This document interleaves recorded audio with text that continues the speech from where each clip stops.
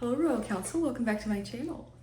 Today's video is about my weight loss journey. This is different from orthopedics, but I have received a lot of requests on my journey as a formerly obese person with a couple of different comorbidities as a result of my weight issues combined with genetics. By the end of this video, I want you to be able to utilize the tips, tricks, and resources that were given to me that allowed me to lose the weight that I have been trying to lose for years, feel like a totally different person, transform your life, your mind, and your spirit. And if you like this content, I would love if you could just gently tap the like and subscribe button below, turn on notifications for any of my new videos, and let me know in the comments below what has worked for you in terms of a weight loss journey, wellness journey, maintaining your weight, gaining weight, and any other videos that might interest you from an orthopedic perspective, from a medical perspective. What do you guys want to talk about? I will just start by letting you know that I was always a heavy kid. I wasn't huge. What's his name in Sandlot? Ham? I can't remember. I grew up in a household with a dad who was a chef and a grandpa who was a chef, and they knew how to cook. So specifically, I remember being about 12, and anytime that I wanted a snack, we always had a bowl of homemade buttercream chocolate icing in the fridge, and I would get a spoon and I would go and eat a spoonful of icing. I don't know how many times I would do this, but it was every day. And I was the traditional US child who maybe didn't have a lot of access to the healthiest options because of financial constraints in our family. I was raised by a single dad. It was me, my dad, and my sister, and he was amazing. He was a great cook, but we didn't always have the fresh fruits and vegetables at our disposal. Wendy's was an option a lot of times. So I tried to lose weight, I think first when I was about 13. I remember counting calories, thinking if I can just eat as little as possible for an extended period of time, I'll lose all the weight I want. That is not how it works. I also met with a dietitian in college. I resorted to eating one protein bar a day, and I lost some weight in college only by starving myself, and I would not advise that. It's not a healthy habit to build, and your body will always remember the difference, and you will most likely, going from a period of forced complete starvation to going back to a normal diet, you're going to swing the pendulum from total starvation back the other way, gain all the weight back, and then some, like I did. So I experienced the yo-yoing tenfold. I got diagnosed with high blood pressure when I was in PA school. I was not super heavy. I think I was around 180 pounds. I worked out. I definitely had a lot of stressors, and I definitely was relying a lot on wine when I was studying to be able to focus, relax. So started with the high blood pressure in PA school, and then also I got diagnosed with elevated A1C, elevated resting blood sugar level. I wasn't quite to pre-diabetic, but it was on the cusp of fasting blood sugar. Anything greater than 100 is considered elevated. And I on a couple different encounters, my blood sugar was around 120 fasting, which is elevated. So my provider prescribed to me metformin, which is a medication for diabetes and hyperglycemia. It is also known for causing significant GI distress, including diarrhea, gas, constant tummy aches, but it decreases your absorption of glucose in the bloodstream. So it does help to a point. I started taking medication for blood pressure, which had a lot of side effects that kind of made me feel exhausted and like Eeyore from Winnie the Pooh. I started taking a beta blocker because it had some dual effects for cardiac event prevention, or if you've had a heart attack, you can take metoprolol to decrease your chance of having another heart attack. But a beta blocker as a medication makes you feel like you're falling asleep. So propranolol is another beta blocker that is prescribed for public speaking anxiety and panic attacks. So it kind of takes you from an elevated state of stress to powering down and feeling tired, but not feeling as anxious, not feeling as wired and overwhelmed. I ended up gaining more weight after I started taking the metoprolol and the metformin. I think my heaviest was 210 pounds, and I felt like a balloon. I'm 5'6", so 210 pounds, 5'6" is not gigantic, but I felt and looked swollen and exhausted and unhappy, and I was. I was drinking alcohol daily. I was eating fast food multiple times a week. I was working out, but not consistently, and I then got diagnosed with cholesterol.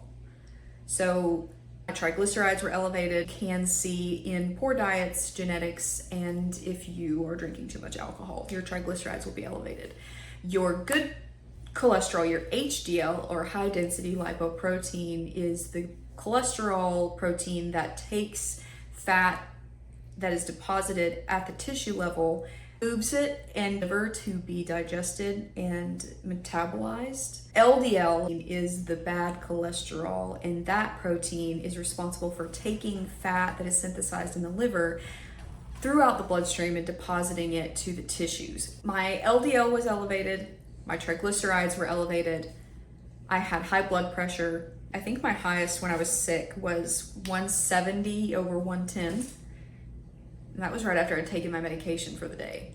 So it wasn't quite medicated, but it wasn't not medicated. I was 28 at the time. So blood pressure, stage 2 hypertension, elevated triglycerides, elevated low density lipoprotein. And my A1C was 5.7, which is officially diagnostic for prediabetes. I also felt like I had become more dependent on alcohol than I would have liked, where I couldn't feel as relaxed before bed at night if I didn't have a drink.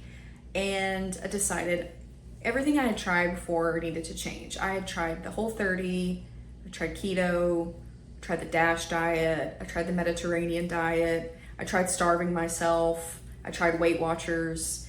I wasn't consistent with any of them. I'm not saying that they're not effective if you implement them and you use them appropriately, but not even at 30, I was nearing the diagnosis, technically meeting the diagnosis for metabolic syndrome. Felt terrible, looked terrible, in my opinion, felt like I didn't look like the me on the inside didn't match my outside. So I met with a weight loss nurse practitioner at a weight loss clinic in Nashville, meeting with her for about an hour for our first meeting. We talked about my food habits. Regular day looked like for me eating. Right in the past, what my goals were. Would I be open to medication-assisted therapy? Would there be any surgical options? And how to set me up with a support system and with the resources that they had available to actualize my intentions. With a one-on-one dietitian coaching with once every 2 weeks, a group therapy session with a dietitian to meet once a week, personal trainer to go over a workout plan for me, individualized. That was all included in the weight loss clinic, which my insurance covered, by the way. And we talked about medication. I told her that I had tried metformin in the past. It did not help me lose weight. It did help my blood sugar go down periodic for a period of time. The metformin helped my blood sugar, but the GI side effects are really hard to tolerate. And I worked in a pharmacy in undergrad, and I remember that being the number one complaint that patients would say when I would say, hey, your prescription's ready, why don't you want it? And they would say, I can't take that medication. I physically can't, I can't control my bowels, I have gas all the time. We decided to start me on a GLP-1 agonist, which is a glucagon-like peptide agonist called Mounjaro. But there are a couple different kinds. There are also generics available that you can purchase for cheaper. Wegovy, Mounjaro, Ozempic. Those medications are technically for diabetes and obesity as treatment for diabetes mellitus type 2, not type 1. Type 1 is a deficiency in your pancreas where you do not make insulin anymore, so you require insulin. Type 2 diabetes is where you've worn out the receptors in your cells and you have to have the sensitivity to receive insulin at the level of the tissues increased by a medication, by lifestyle changes so that you are restoring the sensitivity of your insulin receptors, or by a medication that can increase the sensitivity of the receptors at the level of the tissues. The glucagon-like peptide is an injection that you do once weekly, and it binds to glucagon receptors, which are in your gut, and it will increase the feelings of satiety or feeling full in your belly, and it will also slow gastric motility, which is a big side effect. People always complain about constipation and gastroparesis for a period of time when they start the medications, but that's the point.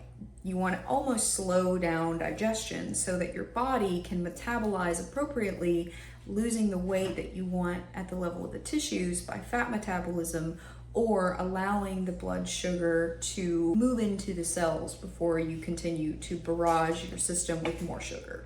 I started that medication in June of 2023, and I was at 210 pounds on 40 milligrams of lisinopril for blood pressure because metoprolol was making me so tired that I had to switch it, and it also wasn't working to control my blood pressure well enough. It's more of a cardiac acting medication rather than a vasodilator, which would be something that lowers blood pressure. I was also on metformin, 1,500 milligrams a day, and did not feel that I could continue to try diets on my own and hope for the best anymore. So I was 28. I knew that surgery would be something that would be hard for me to get covered by insurance, and also not the next most appropriate step in my experience, because there is a BMI threshold to qualify for weight loss surgery. I am a big proponent of weight loss surgery. I think it is a fantastic tool to take back control of your life, but you have to jump through a couple of hoops to prove your commitment and that you will maintain your results after the surgery by showing that you can stick to a diet.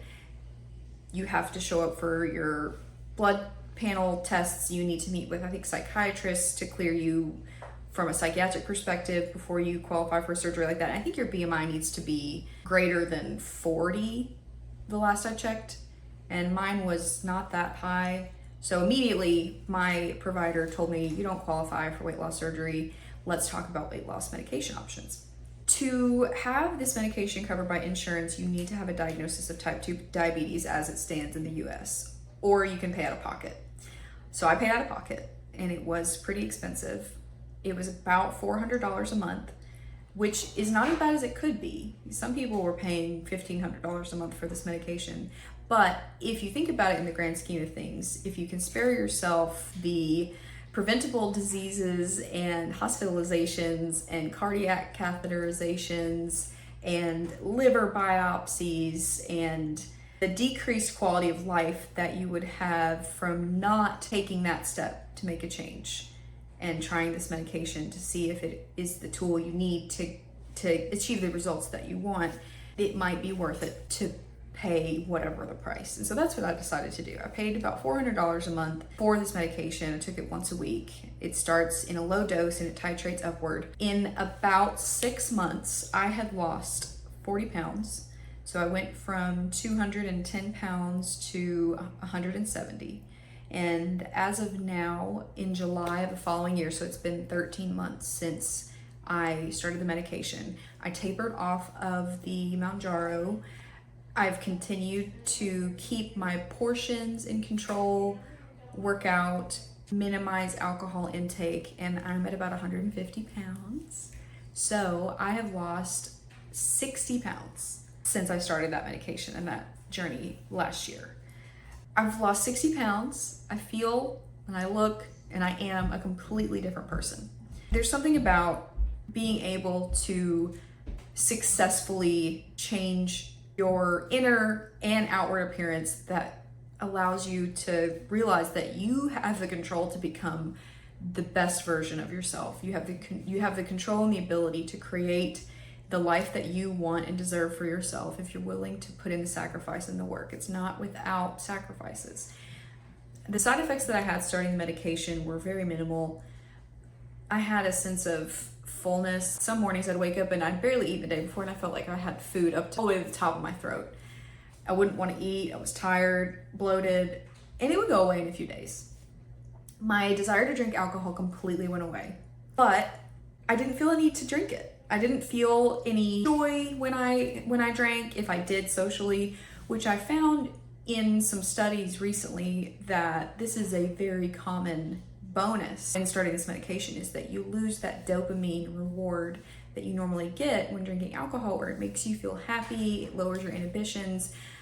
The dopamine reward system is almost shut off by that medication, and I think it is a great tool to explore in the field of addiction medicine. I'm really excited as a healthcare provider to see where we can go with a new and safe option to get people past their vices if they want to remove something like alcohol from their lives and they're having trouble because there is a reward center associated with drinking alcohol that sometimes is hard to replace or to just experience a lack of that joy and that release of inhibitions where you feel anxious and you just don't feel like you can even have a good time when you're around people. And that's why people drink in social settings, right? They want to kind of relax and be more social.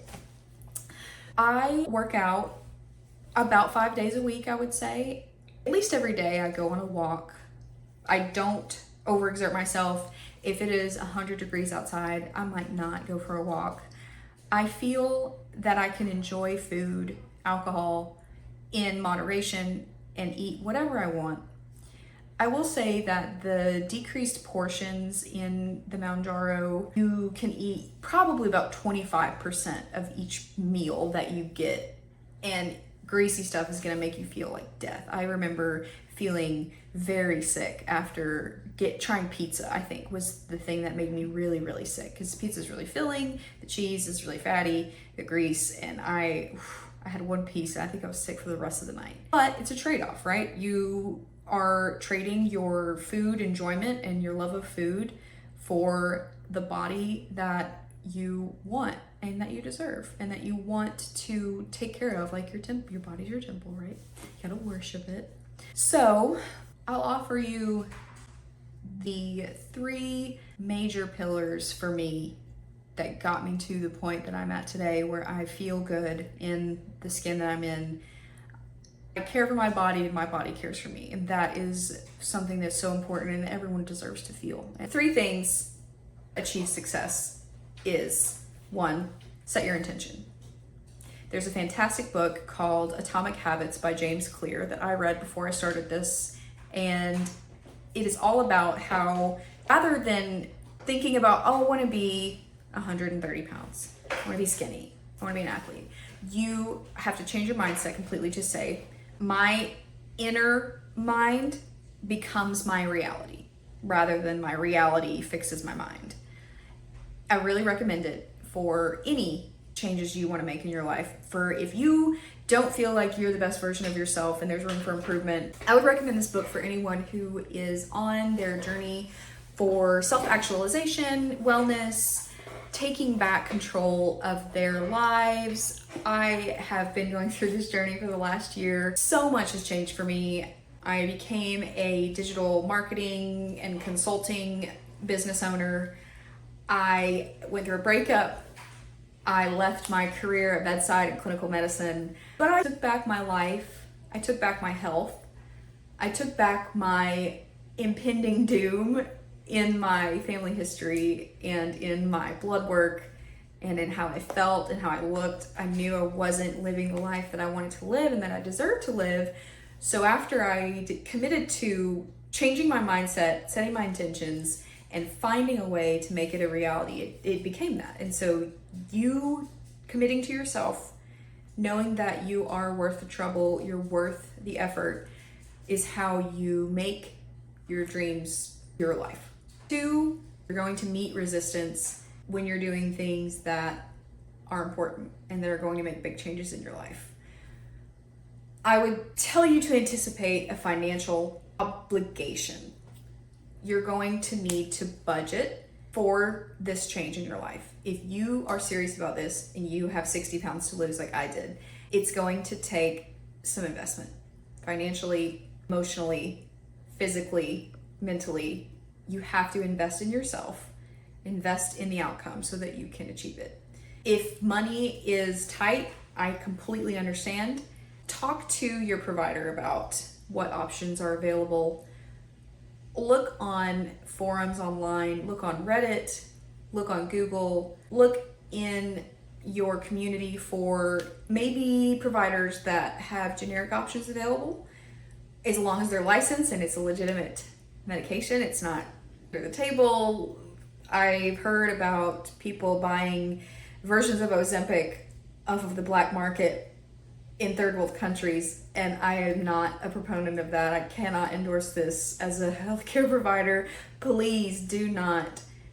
If it seems sketchy and you're not sure where the medication came from, it probably is. I do not think it is worth the risk of injecting your body with a medication you don't know what it is. You need to go to a licensed healthcare professional to get a prescription, get the injection in the office, or pick it up from a pharmacy if you feel comfortable giving it to yourself.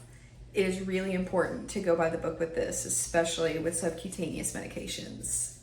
I do not want anyone to get any preventable diseases or inject themselves with something that is not compatible with your body. But I do think it's worth taking the step financially, mentally, emotionally, physically. It is a trade-off. You do have to put forth a lot into it to get the results. The third, don't forget to celebrate your wins, because it's going to happen really fast and you're going to think, okay, what? How did I already lose this much? Check in with yourself and really give yourself the love you deserve for, one, deciding that you are worth the trouble, that your body is worth the trouble, that your mind and your life is worth the trouble of changing it to get to a point of getting to embrace your wellness and your health. Even if it's just buying yourself a new pair of shoes, taking a bubble bath, or booking a massage, really take the time to thank yourself for committing to such a big change that requires so much hard work and dedication. So that's my story with weight loss. What do you guys want to hear about next? Don't forget to like and subscribe. Tell me in the comments below what has worked for you in the past, what has not worked for you. Tell me about your weight loss journey. Tell me about if you had weight loss surgery. I want to know. And I'll see you guys in the next video. Mwah.